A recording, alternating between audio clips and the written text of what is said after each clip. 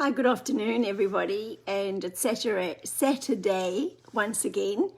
And I'm about to read you what I was given this morning from DNA, my guides, Dominus and Aurelius, on this 25th day of 2020, Anzac Day. Dear DNA, you woke me up last night with very interesting information about the 9th dimension at 11 minutes past 1 in the morning. So I'm learning new things all the time. Now I know what a life programmer is. Didn't even know there was anything called a life programmer before, but it was very interesting.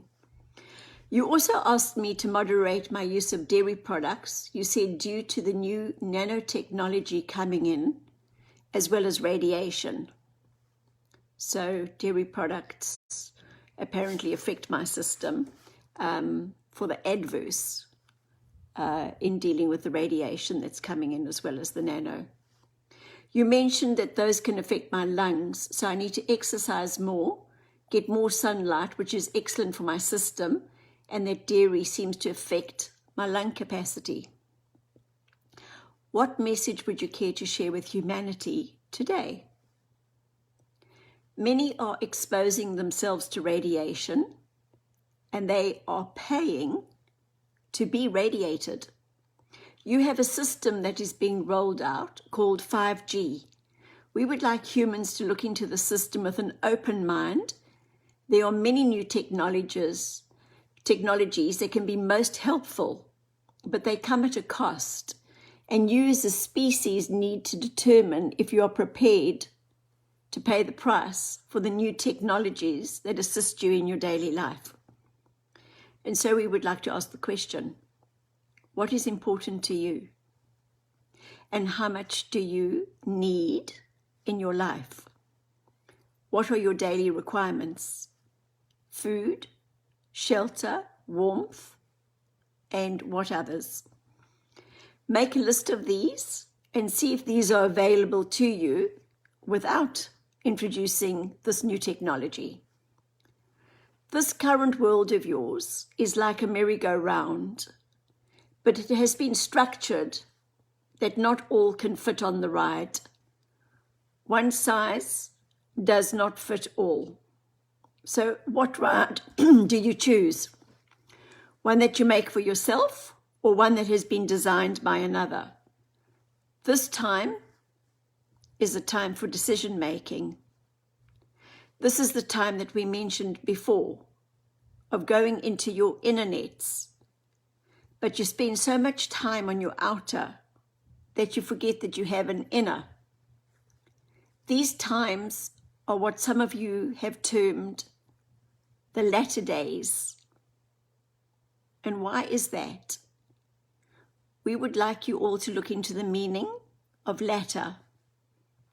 This is a time for all to be accountable for self, for serving self, for the responsibility falls to no one but yourself as to how you choose to live and under whose control. What else can you share with us today? There are many species of fauna and flora in your neighborhoods, and which ones are to your advantage? Some are more advantageous than others. If you look at the aloe, it is grown in areas where you extract something, and its properties are used for the climatic areas that are in that particular environment. Should you visit the Himalayas, the plants there are not to be found in the extremely hot areas. For example, the Sahara Desert, for one, does not get frostbite. Plants for frostbite are in the Himalayas, and the aloe for sunburn in the hot countries. So as we said, each area has particular plant life, pertinent and helpful to the inhabitants in that area. Now we say, many government parks are planted with species that give shelter, and what is termed a green belt, but yet how many nut or fruit trees are planted within these areas to feed those less fortunate than yourselves? There are many that go hungry, yet your planet has vast tracts of land. We say governance is not for the people when there are so many that go hungry. And so on your watch, who will be fed? This is what we would like you to think about on your day in New Zealand called Anzac. It was fought for, and humans gave their lifeblood for this cause. And what of their ancestors, those that came afterwards from those bloodlines? What will they die for? What are the causes today that need your attention? Is it equality for all? And what does that mean to be equal to another? And in whose eyes? There's much food for thought in these words that are being heard by you today. If you feel a discomfort from these words, then we say you have something to chew on. We wish you well in this new governance that will be taking place. It is time for looking after self and others. There are many ways that this can occur, but the base level is that of the food you eat and what you decide to drink. Please to look at all your food labels, how many numbers are on any given label. Why would a foodstuff need a label? A number. We say anything with a number should be avoided. Anything with an additive or a preservative is not a food. This is not fuel for your bodies.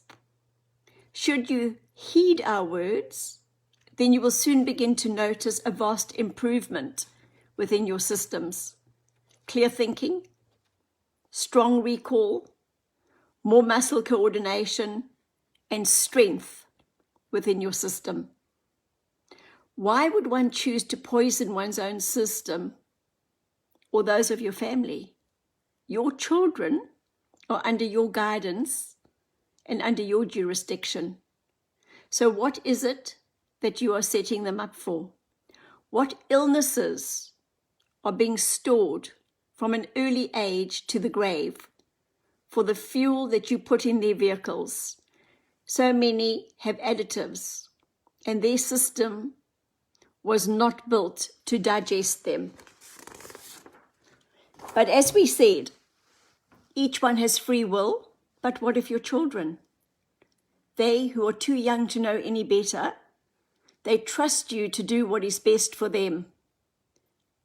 So why do you call treats treats? Is it because they can only be used occasionally, as not really good for the human system? So then why are you calling them a treat? What if you changed the name from a treat and called it a dis-ease? If you did that, would you still be handing these out to the ones that you hold so dear? And what of the elderly in the many buildings that they have been housed in? Will you not be in these institutions yourself one day? How is their nutrition? What numbers are being placed into their systems daily? We do not say all fall under the same umbrella, for there are many amongst you who are altruistic and wish to make a difference. We say the difference you make to another, you actually make to yourself. So on this day in New Zealand and Australia, where Anzac Alliance is honoured and celebrated, what is it that you will leave behind for your lineage?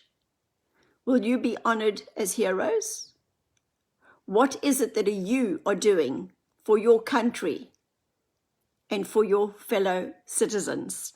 So guys, there's a lot to think about as you go to your fridge and to your pantries and have a look and see what's in there and what you're doing to your systems. I was just thinking about that. When you go into a supermarket, they go through the vegetables and then you go through the meat section, and then it's row after row after row of processed foods. So why do we only have one row of food that don't have numbers attached, and yet there's rows and rows, like 90% of the supermarket, and all those little treats, those little chocolates and everything at the checkout, the very last stage when you walk through there, and then you've got your children in their trolleys seeing those bright things and asking you for them at the end of a long shop. Do you think that maybe you have been manipulated that way? Just something I was thinking about. Well, last night when I was woken up, or early this morning, with the word life programmer, I think I'll just share some of that for you and tell you what it says. Just woken up with the words, I am a life programmer. But I felt it was a job I did before people are even incarnated. Could you please tell me what it is that I need to know about this? So this is how they responded.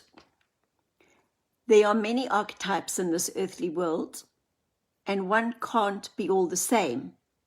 So we are given the task to see which archetype would fit the particular life, the incarnation that is about to be played, for it is a role. So you as the programmer for that life would assist in the melding of the fractals in order for the transition to be a smooth one. I said to them, where does this take place? They said in the 9th dimension. For this dimension is heavily in a creative phase. This is where much of creation gets undertaken.